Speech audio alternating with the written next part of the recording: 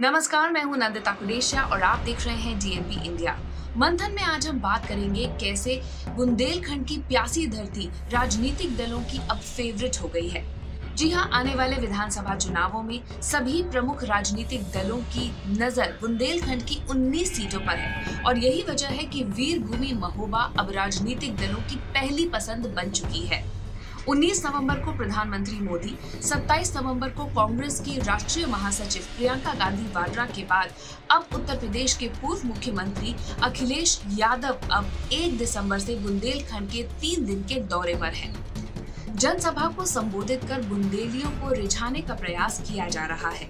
आपको बता दें कि फिलहाल बुंदेलखंड की सभी 19 सीटों पर भाजपा का कब्जा है, इसीलिए दूसरी राजनीतिक पार्टियां अब इन सीटों को निकालने के लिए पूरा जोर लगा रही हैं।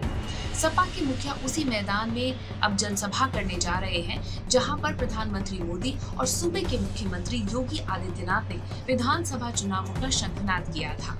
बुंदेलखंड का इलाका भले ही सूखे की मार झेल रहा हो, लेकिन राजनीतिक फसल के लिए ये जमीन हमेशा ही काफी उर्वर रही है। बुंदेलखंड में कभी सूखा राजनीतिक मुद्दा बनता है तो कभी पीने का पानी, कभी वाटर ट्रेन तो कभी घास की रोटियां। भले ही यहाँ पर चुनाव जीतने के लिए जातीय समीकरण फिट किए जा रहे हों, लेकिन जनसभाओं में तमाम नेता इन्हीं मुद्दों को हवा देते हैं। पूरे बुंदेलखंड में हर साल अप्रैल मई के महीने में पीने के पानी के बहुत खराब हालात बन जाते हैं, एक संकट पैदा हो जाता है, सूखे के हालात बनते हैं और एक बार फिर लोग कई किलोमीटर दूर से पानी लाकर अपना गुजारा करते हैं। कई जगहों पर तो टैंकर से भी पानी की आपूर्ति की जाती है। लोकसभा में दिए गए जवाब के मुताबिक बुंदेलखंड पैकेज के तहत उत्तर प्रदेश को साल 2009 से 2019 के बीच 3 चरणों में 3107.87 करोड़ रुपए दिए गए। इस पैसे का इस्तेमाल बुंदेलखंड के 7 जिलों में अलग अलग विकास योजनाएं शुरू करने, किसानों की हालत सुधारने और पीने के पानी की समस्या को दूर करने में होना था। बुंदेलखंड ने अपनी समस्या को लेकर नीति आयोग ने the energy and resources institute यानी टेरी के सहयोग से एक रिपोर्ट तैयार की है। रिपोर्ट के मुताबिक उत्तर प्रदेश को बुंदेलखंड स्पेशल पैकेज के तहत जितना पैसा दिया गया उसका 66% यानी कि 1445.74 करोड़ रुपए का इस्तेमाल पानी का संकट मिटाने के लिए किया गया, लेकिन जमीनी हकीकत अब भी नहीं बदली है। उत्तर प्रदेश की मौजूदा योगी आदित्यनाथ सरकार ने जून 2020 में हर घर जल योजना के तहत बुंदेलखंड के हर घर में पाइपलाइन के जरिए पीने का पानी पहुंचाने का वादा किया था। इस योजना की जो समय सीमा है वो जून 2022 तय की गई थी। ये केंद्र सरकार के जल जीवन मिशन योजना का हिस्सा है। जल जीवन मिशन के तहत 2024 तक देश के हर घर में पाइपलाइन के जरिए पीने का पानी पहुंचाए जाने की योजना बनाई गई है।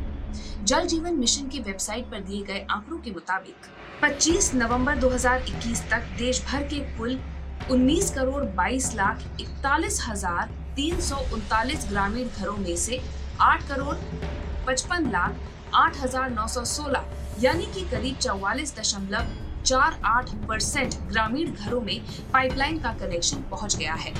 बुंदेलखंड में घोषणा के 16 महीने बाद भी ये योजना हकीकत में तब्दील होती नजर नहीं आ रही है।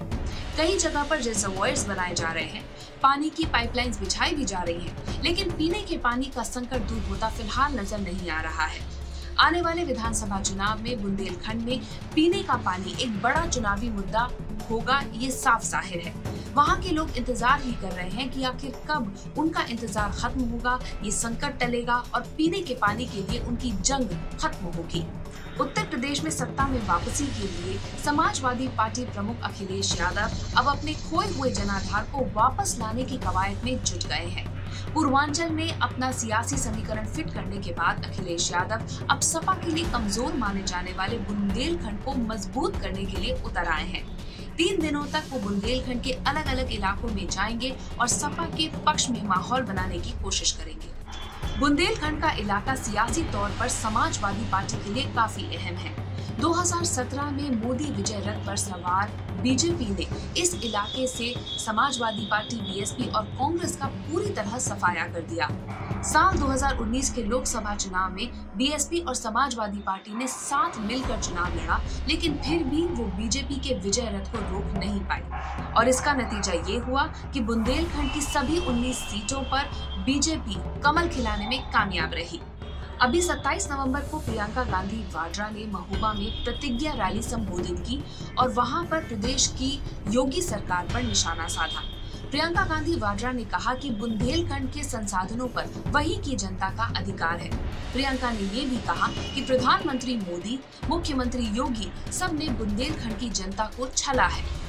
प्रियंका ने कहा, खाद के चलते बुंदेलखंड में किसान आत्महत्या कर रहे हैं। 2 सालों में 1500 किसानों ने आत्महत्या की है। बीजेपी की नई खनिज नीति किसानों की दुर्दशा, पानी की समस्या पर कुछ नहीं कर पाई है। बेरोजगारी, महंगाई के चलते बुंदेलखंड का बुरा हाल हो गया है।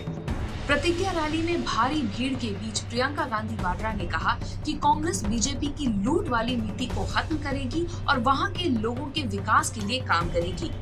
ऐसे ही वादे समाजवादी पार्टी के अखिलेश यादव भी कर रहे हैं, तो बीजेपी भी अपना गढ़ वहां पर बचाए रखने की पूरी कोशिश में जुटी हुई है। लेकिन बुंदेलखंड की जनता आखिर किसका साथ देगी, ये तो चुनावों में वोटिंग के दौरान ही पता चलेगा। फिलहाल हमारी रिपोर्ट के बारे में आपकी क्या राय है, कमेंट सेक्शन में जरूर लिखिएगा। साथ ही अब तक अगर आपने हमारा चैनल सब्सक्राइब नहीं किया तो जल्द ही इसे सब्सक्राइब, लाइक और शेयर कीजिए। नमस्कार।